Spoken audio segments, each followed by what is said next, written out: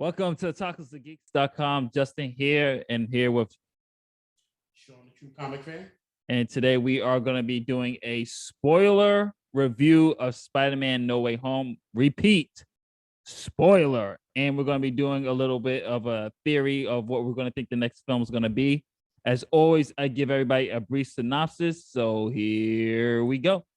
Spider-Man No Way Home, with Spider-Man's identity now revealed, a friendly neighborhood web-slinger is unmasked and no longer able to separate his life as Peter Parker from the high stakes of being a superhero. When Peter asks for help from Doctor Strange, the stakes become even more dangerous, forcing him to discover what it truly means to be Spider-Man. And damn, did they really nail it here, what it means to truly be Spider-Man. Epic movie all around. I absolutely loved it. Tom Holland, I mean, it's no secret for me. I thought Tom Holland wasn't really Spider-Man in these first two movies. Like he didn't feel like Spider-Man to me. This is where he really did put his stamp and possibly might be the best Spider-Man.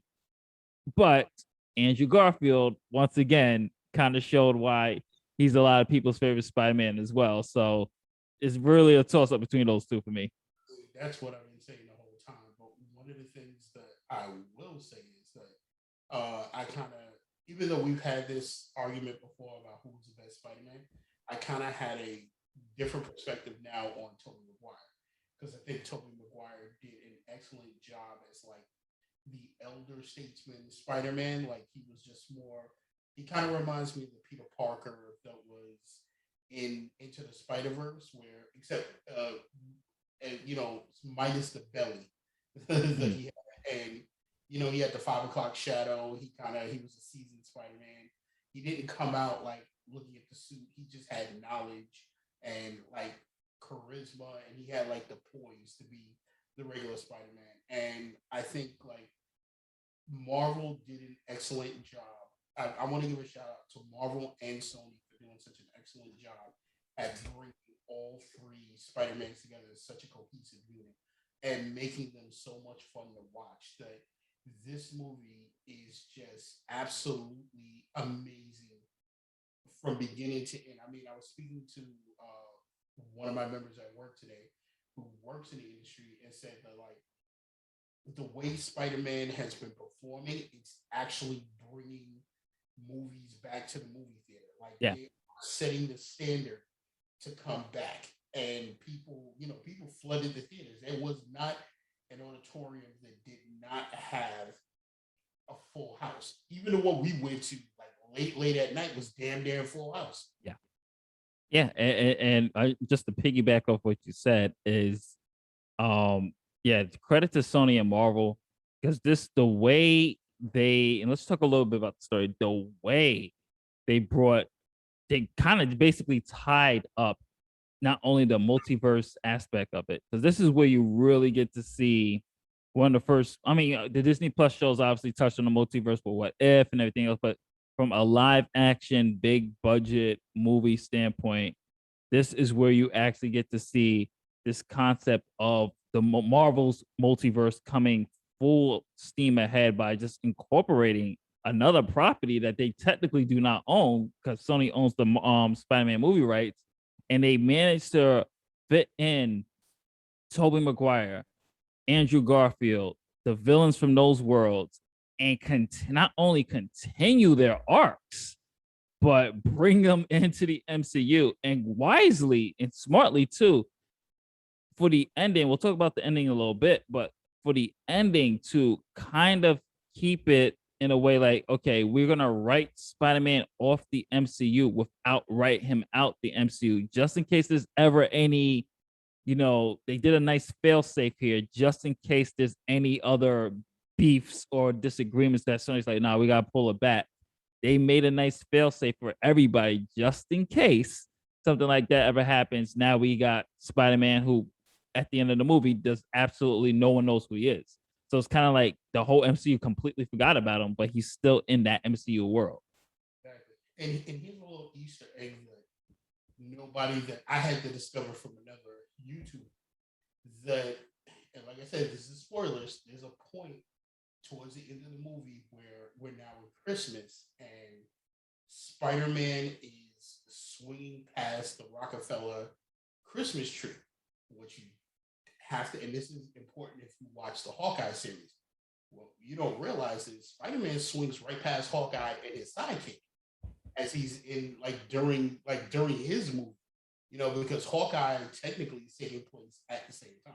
Everything Mm, Hawkeye is doing is taking place at the same time. yeah, So that's kind of a great nod to Marvel, how they set everything up, how they tell a complete story. How they kind of bring the comic book to life. Because one of the things I've always said about all comic books is you have all these heroes around and you have them all going through these different arcs and stories. Are you telling me they never run into each other throughout the entire thing? Like, and this kind of gives like a little nod that yes, they do run into each other, but it's kind of like normal life. Like Spider-Man will swing by, but everybody's concerned with what they're doing, and it's just like normal. It's just like normal thing to see a hero go by. yeah. So this is really good. This is a really good nod to like connecting the MCU Disney Plus series to the MCU to you know to everything in Sony. I mean, especially the very Yeah, and not to mention just get talk a little bit more of these surprise cameos. We had Charlie Cox come back as Daredevil, and and wow, he was great in the short time he was in. yeah, That just shows you how much fans really miss him as Daredevil. yeah, he's perfect casting, and obviously spoilers for Hawkeye, but Kingpin showed up there, so we already know what's slowly happening over there in the MCU with that. Exactly. So, um, I don't know if we can say enough about it. I mean, like I said, this is spoiler alert, and I mean to be honest with you, it's now Monday. No, what is it? Tuesday, Yeah, October 21st. So if you really haven't watched Spider Man by now, I think the wait is over to avoid spoilers. I mean, I can understand the entire first opening weekend. Nobody wanted to do spoilers. I can just remember Sunday before we went to see the movie, they were already showing us like clips of all three Spider Men together. yeah, So if you haven't watched it yet, I don't know what the hell you're waiting for. and just credit and definitely agree with you on that because Marvel even just posted on their website of all the three Spider-Man. So Marvel themselves is just like, all right, it's the second week. If you don't know they all back together now, now's your time to go see. There's your tickets. But I gotta just give some nods here because the story for things that's finally been revealed, especially MJ, her last name is Watson. And it's just kind of like a hyphen of her dad and her mom's name. It was Michelle Jones Watson. So she really is a Watson.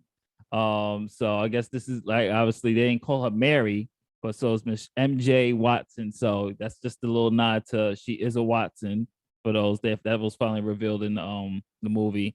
Um, one thing I will say, I was a little bit of a confusion here, and just a plot hole that everybody brought up.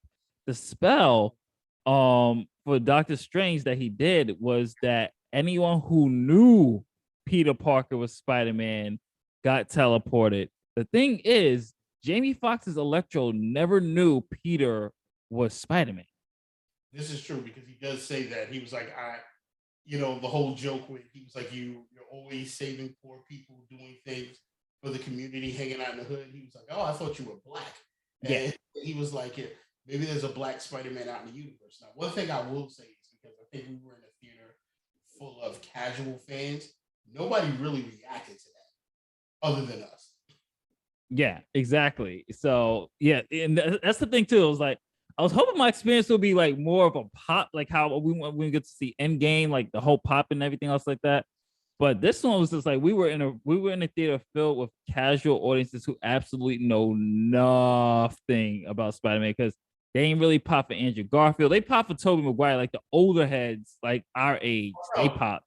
they did pop for Garfield. They didn't pop for Tobey Maguire. Oh, they ain't pop for Toby. Okay, sorry.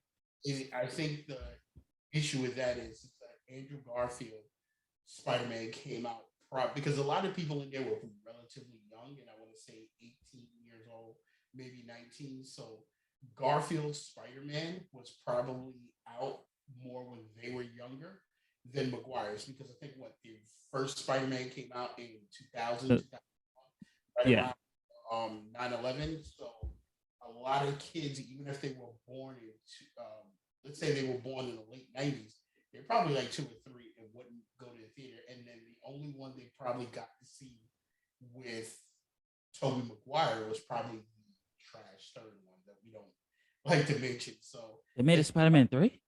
yeah. So they probably their introduction to Spider-Man was probably Garfield Spider-Man. That's why he was more of a like when he stepped out, everybody was cheering. But Hmm. when Maguire stepped out, they were kind of like, oh, okay, who's he? Like I said, that's what kind of made him like the OG Spider-Man. Yeah. And I think, truthfully, I think the show still obviously was Willem Dafoe as Goblin once again. Like And he came in and nailed it. and don't take anything away from Molina. Like he just Oh like yeah, he really kind of like he did his he it's kind of like he picked for both of them. They picked up right where they left off from their universe, their movie universe. Like yeah. it's like they didn't miss a step. Oh no, no, not at all. Like Mulaney is definitely my favorite, but this Goblin was very more sadistic this time around. Like the way he spoiled. Oh, we already know. Aunt May's death was just damn. Like he just hit that glider on her, and he was just like, boom. All right, Peter, and then threw the bombs, and then Aunt May's death. Something I was not expecting, but it was something that was needed because we finally got to hear, with great power also comes great responsibility, and they actually used the real comic book quote. It's not great power comes great responsibility. It's also comes with great responsibility, and they did their actual full original comic book dialogue there. And they kind of psyched everybody out because Aunt May pops right back up, and then she's talking to him, and she's like, "You're okay," and then you kind of feel like something's wrong, like they're getting away with something, and then when she drops, because throughout the entire MCU, we never got Uncle Ben. Like No. everybody else got, and they do mention this in the movie. Everybody else got Uncle Ben. Mm-hmm. Garfield Spider Man got Uncle Ben, so did Tobey Maguire. They got Uncle Ben. It was kind of like he was just living with his Aunt May. Like he was living with the hot version of Aunt May. Yeah. And it was just like, okay, so losing her was like that had to be the thing to push him. I kind of gotta applaud Marvel for taking that step because it was great seeing her in the MCU and having her around was good, but to lose her like this is like, damn, that was deep because it kind of left people in tears. I will agree with you. I don't understand the whole like, why did everybody have this? Why did everybody have like? I don't understand why Happy had to Yeah. Like forget certain people just like, okay. and also like just to spoil this, I really don't understand the reason why MJ and what's his best friend's name? Ned. Ned. Why MJ and Ned had to completely forget.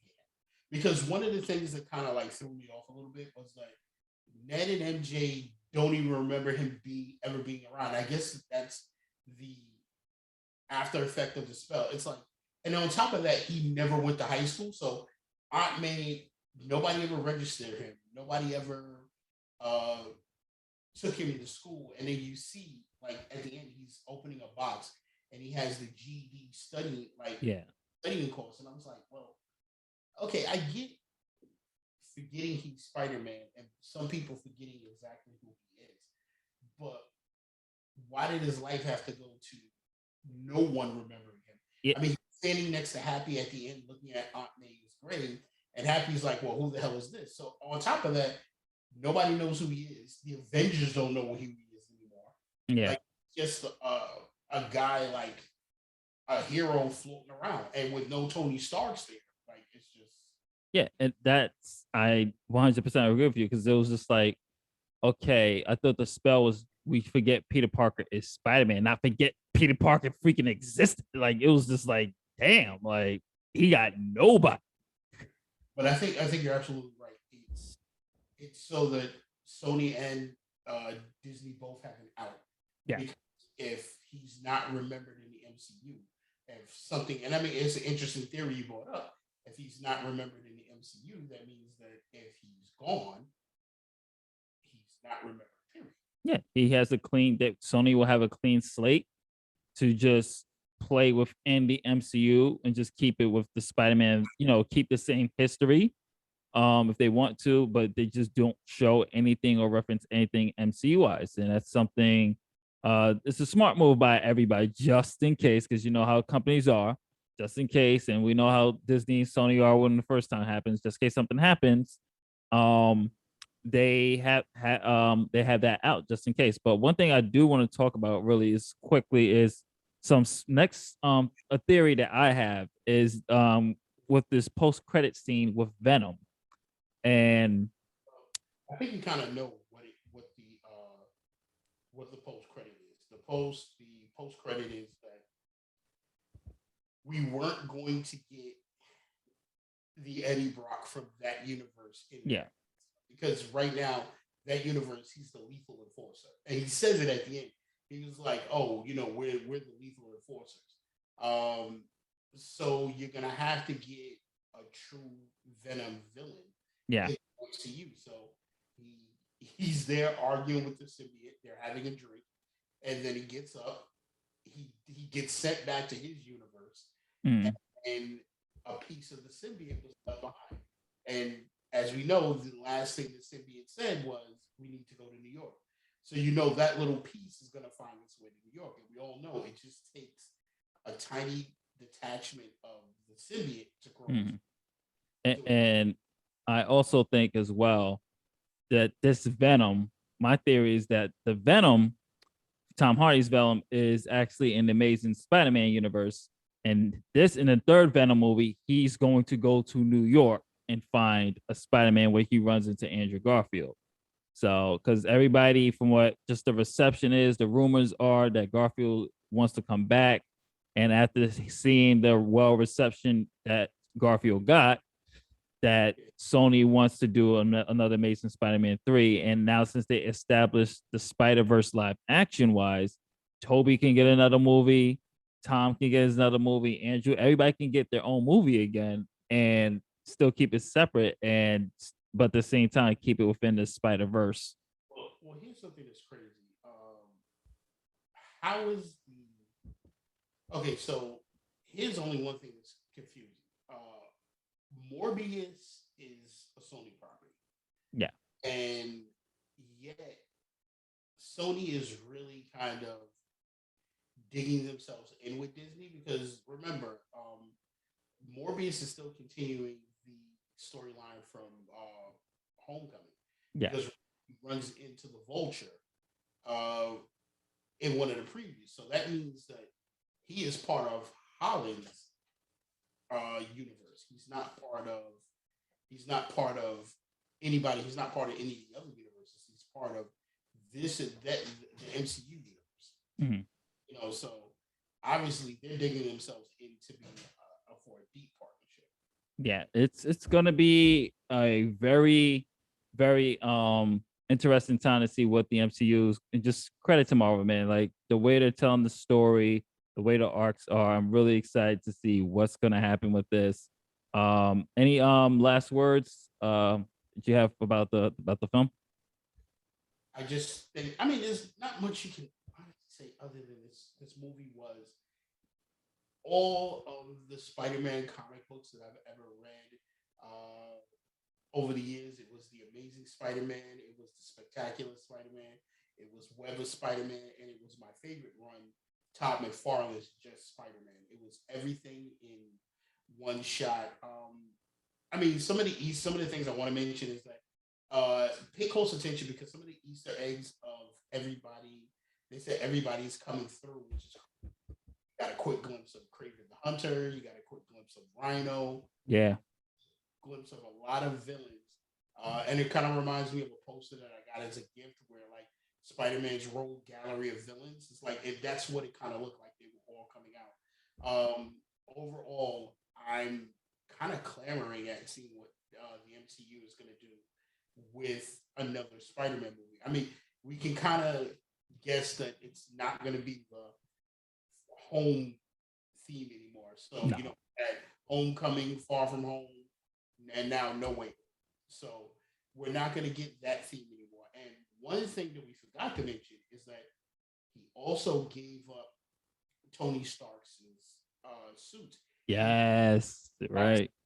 red and blue suit, and I mean, it looked great. Yeah, it looks like a nice callback. It looks just like the classic Spider-Man suits. Especially the game. What reminded me a lot of this movie. The movie reminded me a lot of Spider-Man PS4, especially with the ending of just Spider-Man just really like for those who are really doubtful about Tom Holland and you know, I will definitely tell you that this is his real like this is when he puts the stamp like nah, I'm Spider-Man. Like he the kid nailed it like he just nailed it acting wise, everything emotion. Just him and Zendaya got some amazing chemistry as well. Like she acted her ass out on this one as well. I mean, shout out to her. She is killing it. I Yep. mean, right now she is killing everything she touches, Yeah. especially in this movie. I don't. You know what? I don't know if we got more. We just really just like in this review we just kind of like spoiled everything, but Yeah. uh the cinematography, the music, uh, Oh, music was great. the way the story was written, the way everything played out was well done, and I think Marvel gets it for taking their time. And I know somebody said something that was really important. He was like, "If you didn't go into this movie watching it, and you came out and said DC would have done a better job, I think you're just a hating DC fanboy because I had friends that are hardcore DC fans and walked out of that theater and said, yo, Marvel killed this with this movie. They was like, this was amazing. Like they walked out the theater like, damn, like I like we it was kind of one of those feelings of like, I don't know if we're gonna get anything ever to top what this was. Yeah, And I mean what it grossed was just like I almost mean, at a billion. yeah, we grossing in game numbers. You know what I'm Yeah. saying? You're getting in game pops in this movie. And it was just an amazing movie, like No complete pun intended. just from beginning to end, like, and then the three, they use the three storylines, like Happy Birthday and I forgot the storyline, One more day. More Day, and it was just amazing. Like it's if you haven't watched this movie, even with the spoilers, us spoiling only can't take away for how good this movie is. You Yeah. just gotta go see it and watch it for yourself. It's something that you definitely have to experience. And just a little touch, like Sean said, we mostly talk about the spoilers, but some photography is amazing. I also love the fact that the composition also included everybody's theme song. So you got a little bit of Danny Elfman's music. You got a little bit of Hans Zimmer's composition for the Amazing Spider-Man. Yeah, even Pharrell's electro theme was in there when electro first appeared. Jamie Foxx, someone we didn't talk about. Jamie Foxx is a major improvement compared to the Amazing Spider-Man Yes. performance of Electro. He got to be a little bit more Jamie Foxx, but I thought it worked a little bit more because he showed a little bit of his comedic chops, a little bit of more sarcasm, gave Max more character, He was and I thought it was way better for it. he was Electro. Like he came out and he was confident. He wasn't angry. He wasn't just like awkward or anything. He was literally Electro. He got a great makeover, Yeah. and it's like he could just be himself. Also, what there was something else that we forgot. I can't. Sandman, Lizard did their thing as well. Yes, Um, but they were more like kind of like the side characters. yeah, the background characters. Yeah, to fill up the quota of close to Sinister Six. Um, No, so about Ned actually tapping into his yeah, magic powers that he was that taking Doctor Strange's sling ring and and a able to do everything. and another foreshadowing of Ned going Hobgoblin was in there when he went to Peter's like, I am never ever going to betray you. Yeah, Like so, but I don't think they had plans to actually put him there because he's just it would just be weird. But it'd be a cool thing if he actually did. Yeah, yeah, Ned was there. Ned did good as well. I mean, it's just folks, it was just an amazing movie, Oh, top to bottom. we also forgot about each Spider-Man kind of got their redemption because Oh yeah, Garfield got his redemption by saving MJ because remember it still bothered him and he said, I just stopped holding back and saying, I fought like he basically fought like a savage after Gwen died. yeah, And when he was able to save MJ from almost the same fate, he you can kind of see the relief of he got his redemption story. Also, Tobey Maguire got his redemption when he kind of took the same stab wound for the Green Goblin got in the movie, but yeah, he survived it. He was just like, oh, I've been stabbed before, and it was good to watch him go off like he knew what it felt like. yeah. And just one more thing about Garfield. Just I gotta talk a little bit more about his performance, man. He was Tom Holland was obviously the heart of the film, but I also think Andrew Garfield's redemption, not just for just him proving that yeah he's worthy to be in this Spider-Man name. It's just his arc, like you just said, him being able to save MJ, but him still carrying that weight. I think he was the one who had the most trauma and the most depth of being Spider-Man because he lost MJ, he lost Gwen, he lost Captain Stacy, he lost Uncle Ben. Like he went through so much. And that's why I was saying that the Venom suit, if there's anyone who should be getting the Venom suit, it should be him because of that darkness that's already been established of him not pulling his punches. Imagine if that Spider-Man got the black suit. Be crazy. Well, I'm pretty sure they're gonna do an arc where Holland gets it only because um, just imagine that nobody knows him and he gets to be that guy. He gets to be like just like what Venom what in it, even in the comic book what Venom made it. He gets to be really sarcastic. He gets a boost in power, Yeah. and he just gets to be like this OP Spider Man until he realizes like he's gone too far. He's arrogant. He's not acting himself, and he has to get it off. And I mean, it's also a good segue into bringing the Fantastic Four in because one of the storylines is where Reed Richards discovers how to get the suit off of it. Reed Richards analyzes the suit and has a way to get it off of it. Also, it's something else we touched on. Him, the world forgetting who he is, there's a good chance he could join the Fantastic Four. That's true. So because Spider-Man has been a member of the Fantastic Four, so let's see what happens. Yep. Well, kudos to that. Yeah, it's just an exciting time for Marvel right now. Yep, I definitely agree. So we're gonna wrap this up, folks. I'm gonna give my star rating. This is 4 out of 5 stars. This is amazing. Just a great film. Definitely, you gotta check this out. And don't forget, you're watching us here on YouTube. Don't forget to like, share, subscribe, hit that notification bell. You also can follow us on Instagram at Tacos of Geeks, Facebook.com/Tacos Geeks blog, Twitch.tv/Tacos Geeks. And of course, you can follow us on Twitter at Tacos of Geeks. Justin and Sean saying, later days, catch you on the next one.